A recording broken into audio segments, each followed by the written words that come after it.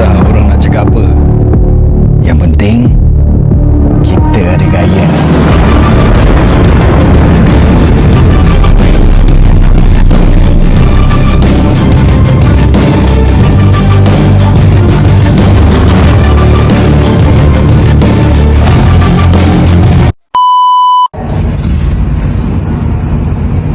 Berita apa kalau banyak lah cuti. Ini nak cerita je. Tak mau dah nak cerita, tak mau dah. Anak balik mengandung tak nikah lagi. Astagfirullahaladzim. Bila? Dengan siapa? Panjang kisah dia. Tragis cerita. Dah lah tahun 69 tu.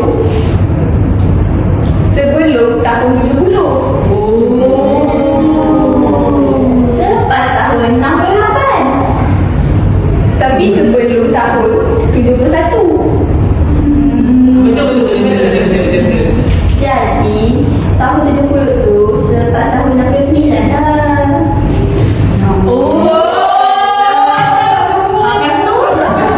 Jadi kisah dia antara tahun 68 sampai 71.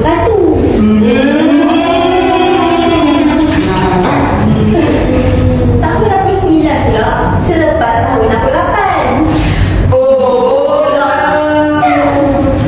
Lagi.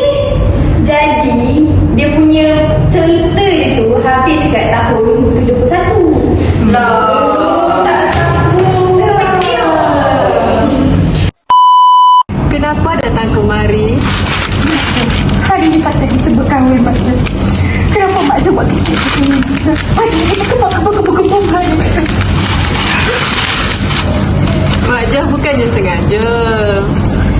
Mak Jah dah tak cintakan Ketia. Mak Jah dah kembali kepada bekas suami Mak Jah, iaitu lengan. Mak Jan,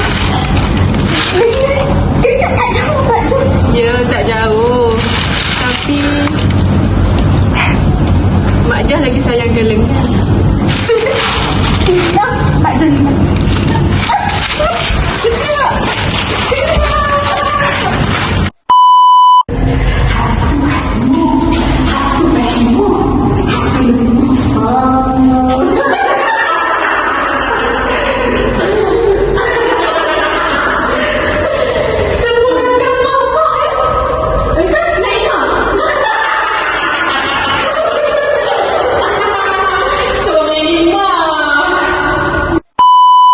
Kau suruh budak tu balik ke? Lah, akak nak apa balik ke? Bila lah telinga kau nak dengar? Semua benda kena bayar kak, mana ada fee. Aku cakap dengan kau dah cakap ke dekat budak tu suruh dia balik. Kalau akak nak boleh, tapi saya kena naik bas lah sebab saya tak ada motor. Aku cakap, kau dengar tak? Akak cakap apa ni?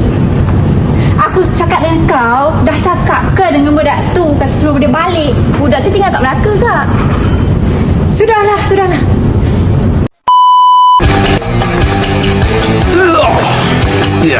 Semua.